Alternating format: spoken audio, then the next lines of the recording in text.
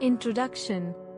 Polycrisis is a term used to describe a situation in which a country or region faces multiple simultaneous crises, which may include political, economic, social, environmental, and security challenges. Polycrisis can have devastating effects on the affected population, institutions, and economies. This report provides an overview of the concept of polycrisis, its causes and consequences, and strategies to mitigate its impacts. Causes of polycrisis.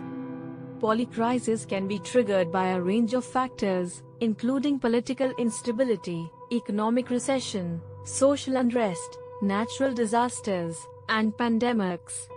For example, a political crisis can lead to social unrest, which can in turn exacerbate economic challenges, leading to a cycle of crises. Similarly, a natural disaster can lead to environmental and economic crises, as well as social and political challenges. Consequences of polycrisis. Polycrisis can have severe consequences on affected populations, institutions, and economies.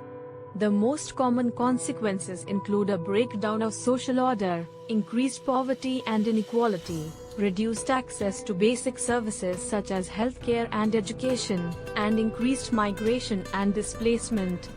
Additionally, polycrisis can lead to a loss of confidence in institutions, reduced investment and economic growth, and increased debt and financial instability. Mitigating the impacts of polycrisis. To mitigate the impacts of polycrisis, it is important to adopt a comprehensive and integrated approach that addresses the root causes of the crises. This approach should involve coordination and collaboration between government institutions, civil society, and the private sector.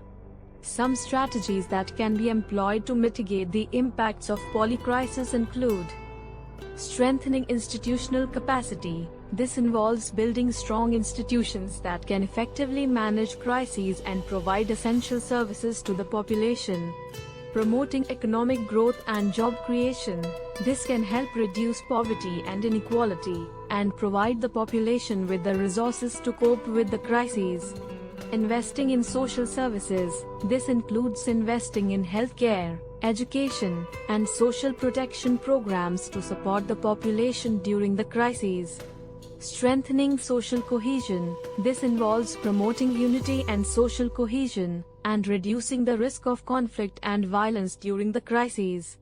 Enhancing environmental resilience. This involves investing in climate adaptation and mitigation strategies to reduce the impact of natural disasters and environmental crises.